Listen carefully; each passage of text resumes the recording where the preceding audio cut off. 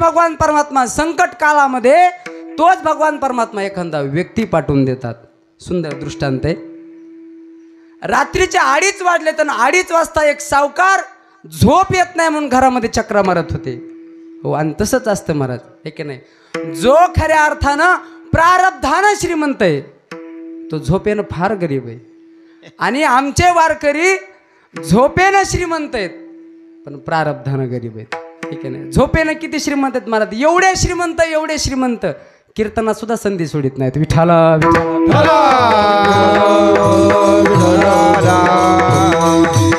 मी तर असं म्हणेल, वारकरी आमचा एवढा झोपेनं श्रीमंत आहे, पडल्या पडल्या झोप लागते. त्याच्या पुढे जाऊन सांगू का, अहो पडल्या पडल्या झोप लागत नाही.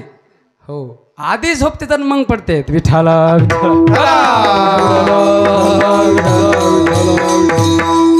आणि याचं उदाहरण आमच्या सप्त्यात घडलंय बापू, ऐका नाही. सप्त्यामध्ये घडलंय. 8 ते 10 कीर्तनाची वेळ आहे. 10 वाजेपर्यंत बिचारा झोपला नाही बरं का आमचा विद्यार्थी. हो, 10 वाजेपर्यंत झोपला नाही, अजिबात नाही. 10:15 पर्यंत तर ना आज कीर्तन असं मन लावून ऐकलं. 10:15 वाजले, पण आता वेळ गेली ना, पुढे सरकली ना. आणि 10:15 वाजल्याच्या नंतर त्यानं बी असं लक्षात आणलं, या कवर असते आपला टाइम काय, आपण वारकरीत का नाही. आपला 8 ते 10 वेळ आहे. 8 ते 10 म्हणजे 8 ते 10. पण ऐका ना, 15 मिनिटं मी आगाव दिलेत. तो ज्या क्षणी बसलेला होता गोरख महाराज, त्या क्षणी अगोदर झोपला आणि मग पडला कीर्तनात. विठाला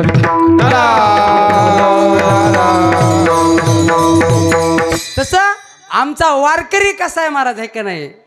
झोपेनं मात्र श्रीमंत आहे आणि काही जण प्रारब्धानं श्रीमंत आहेत. वास्तविकता बापू मी सांगून जाईल बघा, काही जण प्रारब्धानं श्रीमंत आहेत पण ते सात्विक नाहीत, आहे का नाही, ते तामस आहेत. काही जण प्रारब्धानं श्रीमंत आहेत पण ते रजगुणी आहेत, पण ते सात्विक नाहीत. असे बोटावर मोजणे आहेत की असे सापडतील की ते श्रीमंतही आहेत आणि सात्विक सुद्धा आहेत. विठाला विठाला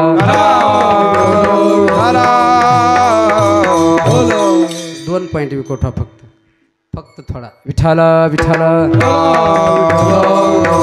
हो, तसं सावकार आपल्या घरामध्ये चक्रा मारत होते आणि चक्रा मारत असताना झोप येत नाही, या भावनेनं ते मात्र व्याकुळ झालेत. झोपच येत नाही, काय करावं म्हणून त्यांनी असा विचार केला, अरे आज आपल्याला झोप येत नाही. मी तुम्हाला हे सांगतोय, फक्त लक्षात राहू द्या, कधी कधी भगवान परमात्मा संकट काळामध्ये एखादा व्यक्ती पाठवून देतोय, हे तुम्हाला मी सांगतोय.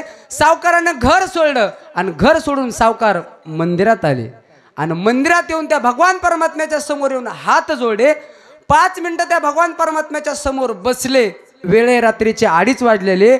भगवंताला नमस्कार केला आणि नमस्कार करून उठून ज्यावेळेस जाऊ लागले त्यावेळेस त्यांनी पाहिलं एका कोपऱ्यामध्ये एक व्यक्ती बसलेली होती. ती व्यक्ती पाहिल्याबरोबर त्या व्यक्तीच्या जवळ जाऊन सावकाराने विचारलं, रात्रीचे 2:30 वाजलेत आणि तुम्ही त्या भगवान परमात्म्याचं नामचिंतन करत या कोपऱ्यामध्ये बसलायत, एकटेच आहेत, काय कारण आहे तर बसण्याचं. त्या व्यक्तीने दिलेलं उत्तर फार गोड आहे बघा. ती व्यक्ती म्हणते, सावकार माझ्या मंडळीचं उद्या ऑपरेशन आहे आणि ऑपरेशन करण्याकरता, हे का नाही, ऑपरेशन केल्याशिवाय ती वाचत नाही, ऑपरेशन केल्याशिवाय ती जगत नाही, पण ऑपरेशन करण्याकरता माझ्याकडे पैसे नाहीत, माझ्याकडे एकही रुपया नाही. मी सर्व माझ्या नातेवाईकांना पैसे मागितले, अरे माझ्या मंडळीच्या ऑपरेशन करता पैसे द्या. माझ्याकडे शेती जरी नसली तरी पण मी दुसऱ्याची तर काम करून तुमचे पैसे मी जशाला तसे परत करील. मला फक्त माझ्या मंडळीच्या ऑपरेशन करता तुम्ही पैसे द्या.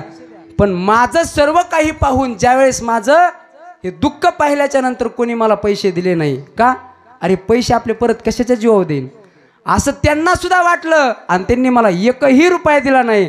मग मात्र मी अपेक्षा सोडून दिली पैशाची आणि माझा सर्व भार मी त्या भगवान परमात्म्यावरती टाकला, ठीक आहे नाही.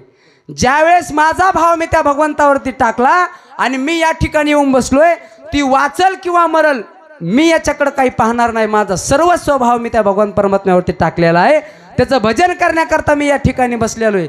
आणि हे दुःख ऐकल्याच्या नंतर बापू सावकाराला दया आली आणि सावकाराला दया आल्याबरोबर सावकारानं खिशात हात घातला.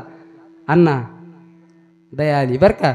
सावकारानं खिशात हात घातला आणि हात घातल्याबरोबर खिशात जेवढे पैसे होते तेवढे पैसे काढले आणि त्या व्यक्तीच्या हातावरती ठेवले.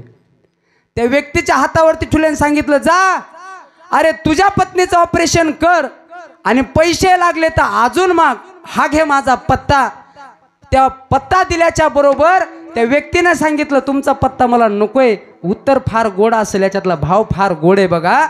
ज्यावेळेस पत्ता सावकार देऊ लागला त्यावेळेस ती व्यक्ती म्हणू लागली सावकार नकोय मला तुमचा पत्ता.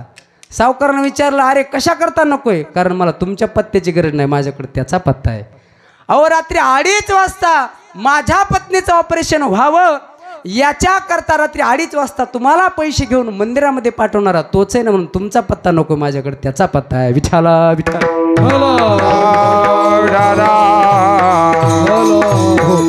म्हणजे कधी कधी भगवान परमात्मा संकट काळामध्ये एखादी व्यक्तीच पाठवून देतो, म्हणून देवाला विसरून चालणार नाही. आणि त्याला जर विसरायचं असेल तर 84 योनीमध्ये फिरावं लागेल.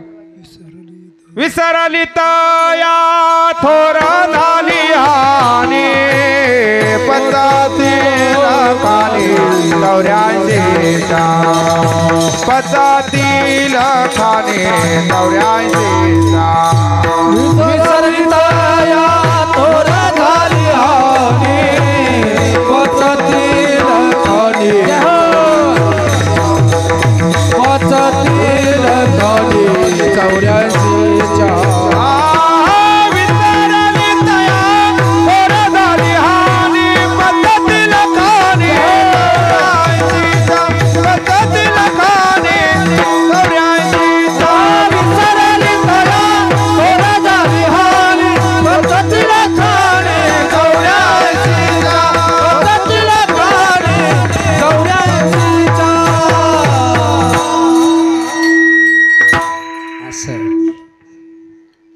विसरली तया थोर झाली हानी पचतील खाणी 84च्या.